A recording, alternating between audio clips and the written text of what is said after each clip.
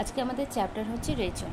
রেচন কাকে বলে? তোমাদের মতে রেচন মানে কি? রেচন মানে হচ্ছে আমাদের শরীরের ভিতর থেকে যে দূষিত পদার্থগুলো থাকে সেইগুলো বেরিয়ে যাওয়ার প্রসেসটাকেই আমরা রেচন বলে থাকি। তো এই দূষিত পদার্থটা কি, আগে আমাদের শরীর থেকে কী বেরিয়ে যাচ্ছে, কি বেরোচ্ছে সেটা আমাদের জানা দরকার।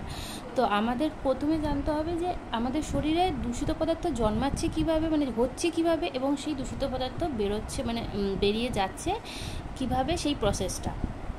তো এখানে বলেছে যেমন শর্করা ও ফ্যাট বিপাকের ফলে দূষিত কার্বন ডাই অক্সাইড গ্যাস এবং প্রোটিন বিপাকের ফলে ইউরিয়া, মানে শর্করা ও ফ্যাট যে জাতীয় খাবারগুলো আমরা খাই সেইগুলো থেকে কি তৈরি হয়? কার্বন ডাই অক্সাইড গ্যাস তৈরি হয়।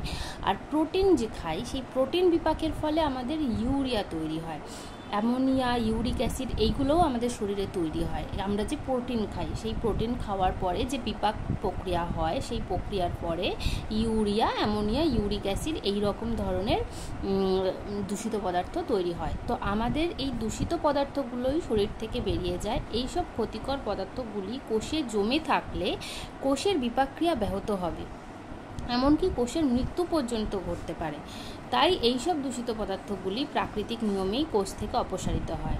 তাহলে আমরা তাহলে কি বুঝলাম যে কেন আমাদের শরীর থেকে এই দূষিত পদার্থগুলো বেরিয়ে যাচ্ছে? কারণ কোষের বিপাকক্রিয়া ব্যাহত হবে, কোষের মৃত্যু পর্যন্ত হতে পারে এই দূষিত পদার্থগুলো যদি জমে যায় কোষের ভিতরে। তাই কোষটাকে সুরক্ষিত রাখতে এবং কোষের বিপাক প্রক্রিয়া কন্টিনিউ রাখতে, তার কার্যকলাপ কন্টিনিউ রাখতে আমাদের কি করতে হবে? এই দূষিত পদার্থগুলো নিজে থেকেই, আমাদের কিছু করতে হয় না, এগুলো নিজে থেকেই বেরিয়ে যায়, যেটা আমরা জানি।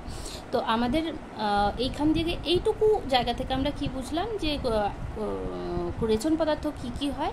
যেমন প্রোটিন বিপাকের ফলে ইউরিয়া, অ্যামোনিয়া, ইউরিক অ্যাসিড।